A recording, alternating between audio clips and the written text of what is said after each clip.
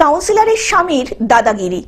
মালদহের তৃণমূল কাউন্সিলরের স্বামীর বিরুদ্ধে অভিযোগ উঠল দলের প্রভাব খাটিয়ে সরকারি শিক্ষা প্রতিষ্ঠান কেন্দ্রের কোটি টাকার মাঠ দখলের।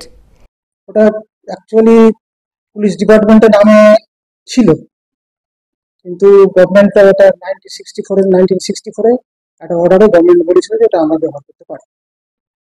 সেদিন আমরা ব্যবহার করছি, হোস্টেল তৈরি হয়েছে অনেকদিন আগে থেকে। সরকারি জায়গা দখল করছে কারা? এটা তো স্থানীয় লোকজনই হবে।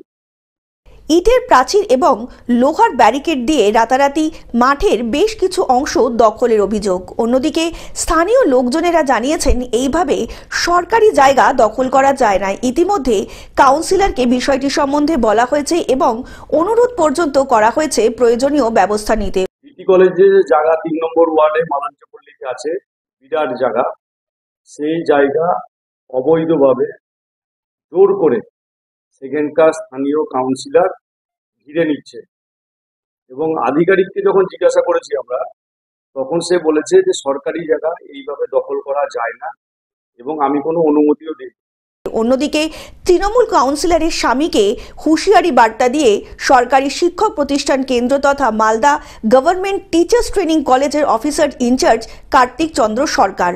উল্লেখ্য, সরকারি শিক্ষক প্রতিষ্ঠান কেন্দ্রের প্রায় 4 একর জায়গা রয়েছে ইংলিশ বাজার পৌরসভার 3 নম্বর ওয়ার্ডের মালঞ্চপল্লী এলাকায়। সেই জায়গায় বেশ কিছু অংশ রাতারাতি দখল করার অভিযোগ উঠেছে স্থানীয় তৃণমূল কাউন্সিলরের স্বামীর বিরুদ্ধে। যদিও এ বিষয়ে কাউন্সিলর সহ মানুষের সাফাই কোনো জায়গা দখল করা হচ্ছে না। বাচ্চারা যাতে সুন্দর পরিবেশে খেলাধুলো করতে পারে তার উপযোগী পরিবেশ তৈরি করা হচ্ছে।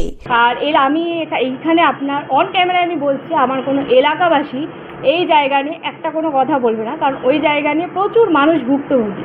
কারণ যেই জায়গার কথা আপনি বলছেন সেখানে একটা খেলার পরিবেশ, খেলার জায়গা তৈরি করা হচ্ছে, না কোনো ঘর, না কোনো ক্লাব, না কোনো মন্দির, কোনো কিছু হচ্ছে না। একটা খেলার জায়গা, শুধুমাত্র ওখানে যাতে করে বাচ্চারা কোনোভাবে খেলতে পারে সেটুকুই একটা মাটি ফেলে একটা ড্রেসিং হয়েছে, এর বাইরে কিছু না।